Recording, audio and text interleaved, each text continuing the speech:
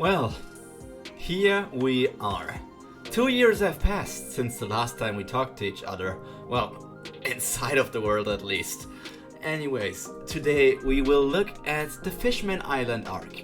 As I said in the last video, we're going to skip over the Return to Sabaody arc because that one is completely unnecessary, but you will see a group of characters that you saw in the actual in the arcs will also take place here in Fishman Island. Let's see how they actually work here without Luffy and all the other Straw Hats.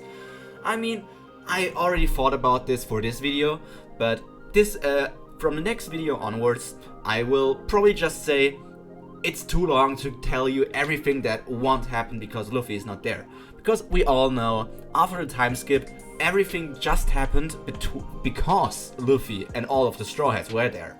So without them, the arc pretty much wouldn't take place. So I guess I'll just tell you my original idea of how the arc would take place with how the world is working now. But for today, I still have the different things that happened with the Straw Hats, and we will see how all would have happened without the Straw Hats on Fishman Island. First of all, let's just say the revolution under the sea is probably going to take place like normally. But we know that there are no fake Straw Hats to fool anybody on Sabaody. That means all the people who were introduced because of the fake Straw Hats now have other things to do. Those guys won't even fake the Straw Hats. They just do their shit and be alone and all the other things. That's important for another character that's going to take place in this arc here. But first of all, we don't care about those idiots. But who we care about is Kuma. Kuma made a deal with Vegapunk in the original series where he was like, I want to protect the ship, the Thousand Sunny, for the Straw Hats at least 2 years, until they return or something. And then the whole cyborg shenanigans can continue. But this time, he doesn't have that reason. He doesn't even come to Sabaody like 2 years ago. So his cyborg transformation might happen sooner. I don't think it will already have happened at Marineford because that would have been too soon. But it will probably happen sooner than in our actual story. But now we need to think about this. Caribou. He is a god. I think he's the New World's or even the Paradise's buggy. And that's also why I think he's a central part of this arc. Together with his brother Caribou, they will use their ship, the Numabo, I think that's the name of the ship, to go to Fishman Island. But their mission, just like in the original story, was that Caribou was captured on the Straw Hats ship. That won't happen because Caribou wanted to join the Straw Hats and then destroy them from within, because he's not crazy, but he's evil. He's an actual pirate and he wants to gain a high bounty. Because if you think about it, Caribou has a bounty of 210,000 and his brother had 210 million, and his brother has a bounty of 190 million. Those are pretty big bounties.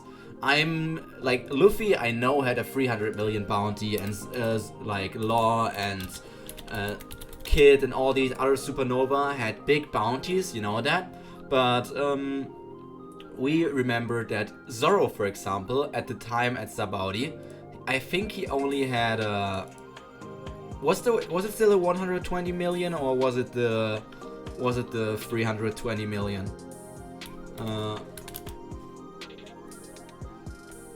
You can tell me in the comments if Zoro had the 120, because if Zoro had the 120 million on Sabaody, that means that it was the 120 million, because otherwise he would have a higher bounty than his captain. But let's give the tangent.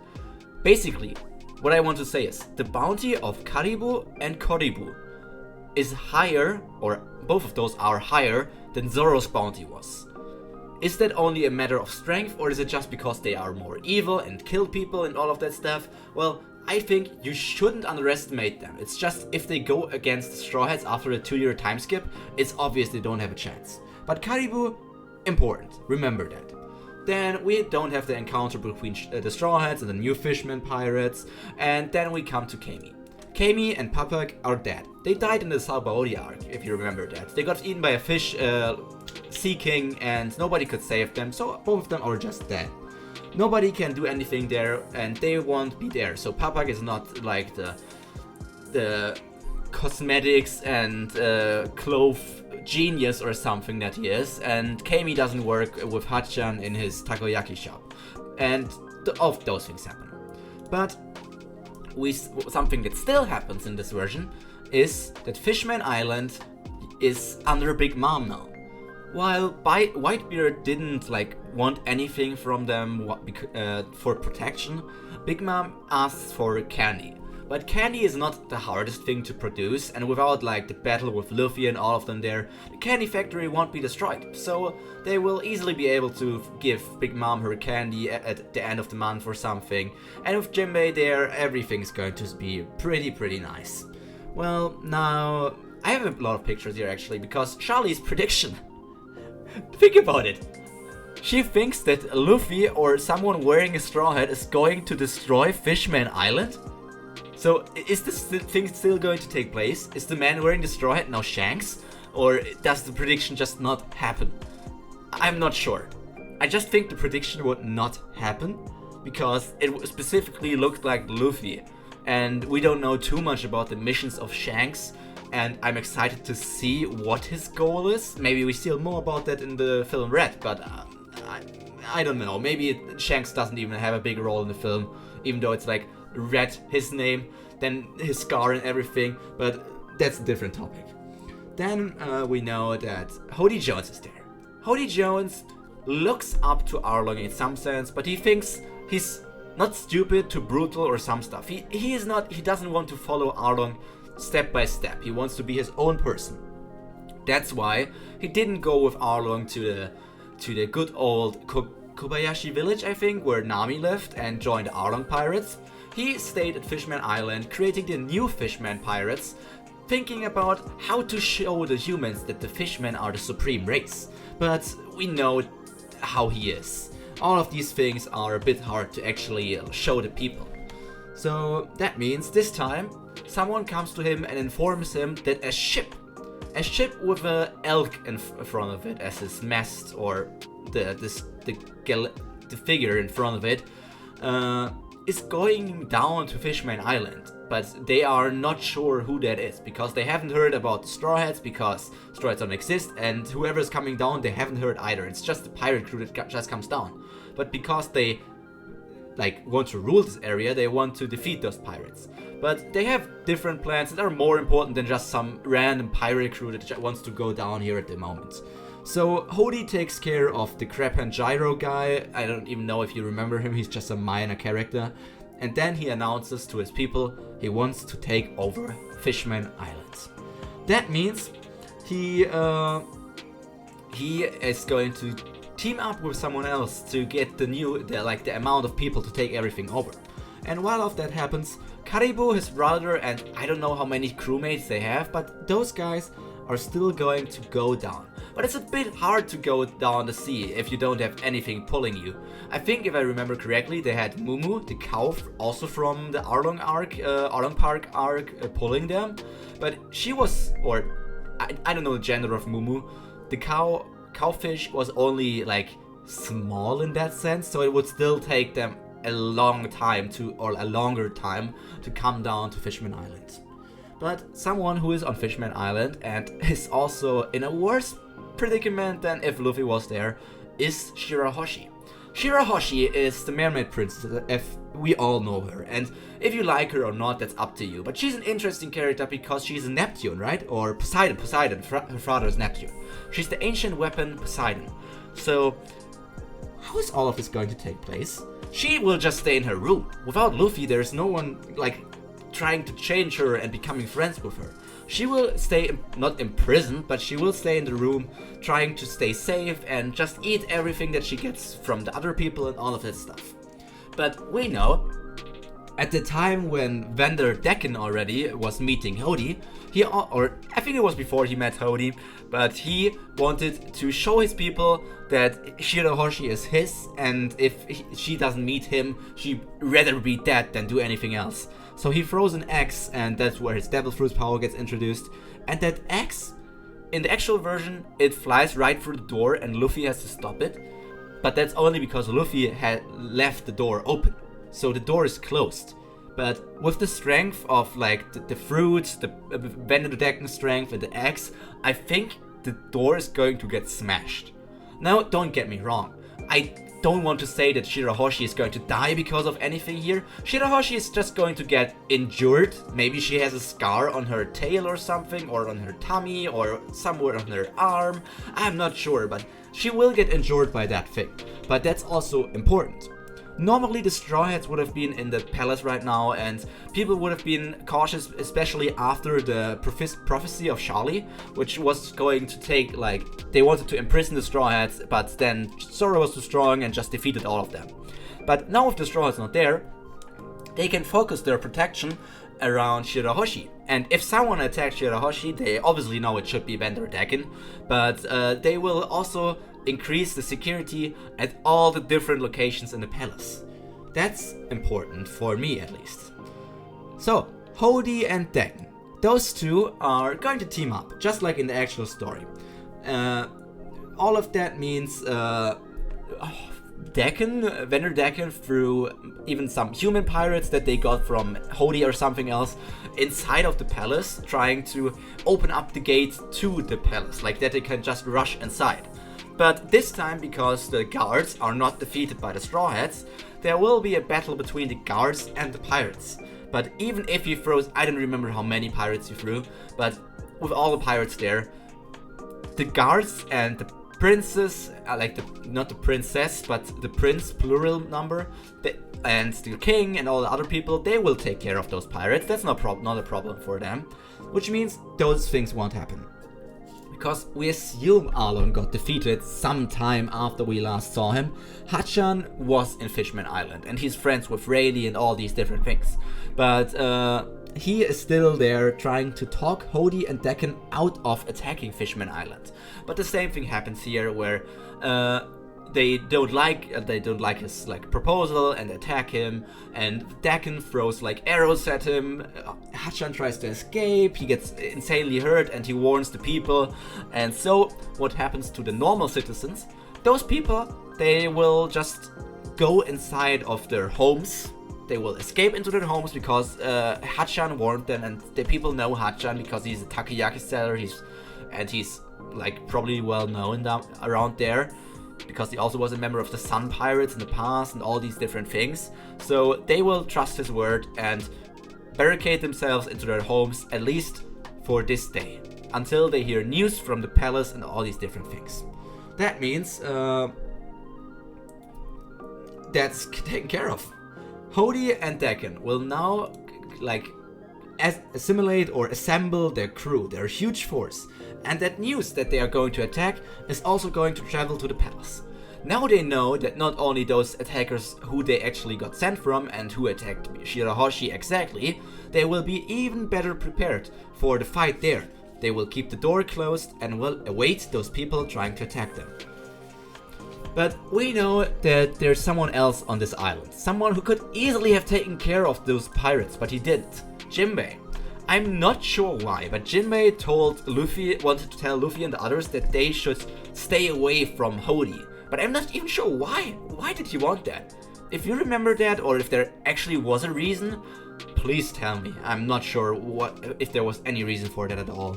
Anyways, Jinbei is outside at Otohime's grave, just thinking about, man, I can't go inside of Fishman Island because I'm a wanted criminal, so I need to stay outside, but I still want to protect this place as best as I can. Not that he's doing the greatest job here, but he's working with Big Mom already. So, there's the Candy Knight of the Sea from Big Mom, Jinbei. But he's not going to do a lot here. He's just sitting there thinking about what he does, and at the end he's going to come back into the arc. So, we know that Hody and the others want to attack the place. But first of all, we now come to the original part of my arc here. Because now everything is just my creation, I guess. Which means there is an ocean current. We all know that the currents in One Piece are crazy, with the knock upstream, the stream going up Wano, or just different things. But this stream, I searched it up for sea currents in One Piece, and I was talking about the currents basically acting like a dragon, going up and down, and basically returning to the place after making a full circle and all these things. Which means the Caribou Pirates are going to fall into an ocean current. This might be, I won't call it an ass pull, it's just like convenient. They get into a current because they would have taken too long to arrive. So they fall into a current, and when they fall into it, their ship gets wrecked and all these different things get destroyed. They lose wood, the water comes slightly through the bubble, and Caribou gets scared because he's a devil fruit user and water is scary for him. But the current launches them straight in front of Ryugu Palace. The palace of the Fishman Island, where Neptune and his people are already stationed to see how they can save all these different people. But now Caribou and his people are there. Caribou basically only wanted to capture mermaids, merfolk, maybe some good-looking fishmen or something, to sell them as slaves. But this time, he just gets thrown into something else. He lands directly in front of the palace, and when he turns around, someone stands there. In front of him, Hody and Dagon and all of his men were preparing to attack the palace and the people inside of it. But now there is someone standing in front of them. Why is he here? Why did he try to stop? Is he trying to stop them? What is this human trying to act like a hero? Well, it's not that he actually wants to act like a hero, but Caribou is there, and Caribou is a bad person? Well, if those guys think that Caribou is protecting that thing, and neither of them are people thinking like, get away or we will kill you, even if they threaten him, Caribou is just going to get like, what the fuck, I don't care, I attack you first. And he pulls out his Gatling gun, shoots at the people, pulls out his scythe and attacks them, pulls out a sword or a grenade or cannons, and I don't know. His brother is going to attack with his, let me pull this picture of them up here. His brother with his shovel, which they normally use to bury like their victims and all of the things, even if they bury them alive. So basically, Caribou attacks them, and let me tell you this straight. I think those two could easily defeat Hody and Vanderdagen, because Luffy could easily defeat him. All of that shenanigans where they needed a blood transfusion is just stupid and was just to show like the narrative of like Fishman and human coming together. But this time, we don't need that. Caribou is a Logia. Don't forget that he's a Logia. Even if Caribou gets defeated after taking care of many of those pirates, he fights with his shovel, attacks them and slaughters them, maybe not killing them, but knocking them out because whatever reason. And then just he buries them that only their heads looks out. So maybe he gets defeated by Hody while Caribou took care of Vanderdecken or something. But now that you think about it, Caribou is a Logia user. And do we know something that Hody has? Hody never used Haki. Hody doesn't have Haki. He might have those fishman techniques where he can create some water, but that's not enough to kill like a Logia user like Caribou, who has at least some knowledge about how to use his fruit. And if he uses his fruit, he can also capture these people just inside of his swamp. So basically, Caribou just takes care of them. Caribou sweeps through all of them together with his brother, no problems at all, because nobody of these fishermen has Haki. You can easily defeat them. And when it suddenly quiets down, the people inside of the palace open the gate very closely, very slowly, and look outside. What's going on there? What was the noise? What was happening outside? And then they see those two men and some of their crewmates. One with a lizard on their head and one sitting on top of Hody with his legs crossed and laughing evil, laughing like an evil person. And they might be scared at first, but then they notice actually that those two they rescued them or helped them in defeating the coup d'etat from the new fisherman pirates. Those two might not understand what's happening, but they will get crowned or like celebrated as heroes of Fisherman Island. The relationship between humans and fishmen is going to get better because those two are here, and now they will be like relate as heroes on the island, as rescuers, and the fishmen can see them as something good. Basically, I don't know how they would be about like if Caribou asks them if he can get some maybe criminals, because Caribou is smart. Don't forget, Caribou is a smart guy. Caribou could just ask them if he can get some slaves, not slaves, just some criminals, prisoners or something that they want to get rid of, and he takes care of them for them or something. He doesn't need to tell the truth that he wants to sell them slaves, but then he still can get his merfolk or fishmen prisoners to sell them slaves. But now we come to the part which I think is interesting. Those two are heroes. They will get a lot of treasure. We don't need to see Hody and Decken anymore. Those two are heroes and will get the treasure they want to. They don't even might not think about selling those slaves anymore because they got a lot of treasure. They might get those explosive bombs and something. Let's say that, yes. You remember the treasure that's that Luffy and all others got that exploded at Big Mom's later? They get that. They get those treasures. Maybe by mistake again, just like in the original story, but they get the treasure. But now we come to something interesting. Jinbei heard the uproar, and while he normally doesn't want to enter the place, he knows he has to now, and to see if everything's okay. He enters and sees those not so good looking pirates. He's seen people like Ace or Whitebeard who are righteous pirates, but those two, they look devious. They look like not like good people. So he first tests them, but as heroes he will like start to accept them or think they are not a threat because they just want what they get, and if they got something good here, so they won't do anything bad for this island at the moment. And then he is going to ask him, Caribou, will you and your people join Big Mom? And now, you might think, why would Caribou join Big Mom? He doesn't have a reason for that. No, you're wrong with that. He has a big reason. He only wanted to join the Straw Hats to kill them from backstabbing, to gain more infamy, to increase his bounty. But this time, what's a better person to backstab and kill than a Yonko? He answers yes to Jinbei, and those two will now join the Big Mom Pirates together with Jinbei. Under Jinbei, they will spend some time learning Haki. Might be just me because I want them to learn Haki because they need to get stronger. But those two, Caribou and Koribu, learn Haki skills, armament and observation. Maybe Caribou only learns observation and Koribu only learns armament because he has a shovel and Caribou is more like the looking around person. But those two learn these things. Maybe Caribou learns both and Koribu only learns armament. Let's go with that. And now those two go over to Big Mom. Big Mom meets Caribou. This is interesting because he joins them, and Big Mom might ask you, why should I let you join? And then he's like thinking about things, and it's just like, then he comes to remember his mother always wanted him to keep safe family, and family is a big topic in Big Mom, which means he can just tell the story about his life, where it means like, my brother and me are the only family they still have, and I know that you're about family, so let me join you to become one big family. And if you don't accept that, here's a lot of treasure that I got from Fishman Island. He doesn't give her all of the treasure maybe, but inside of the treasure there's also, yeah, you know probably. He gets the treasure, and then they join the Big Mom Pirates.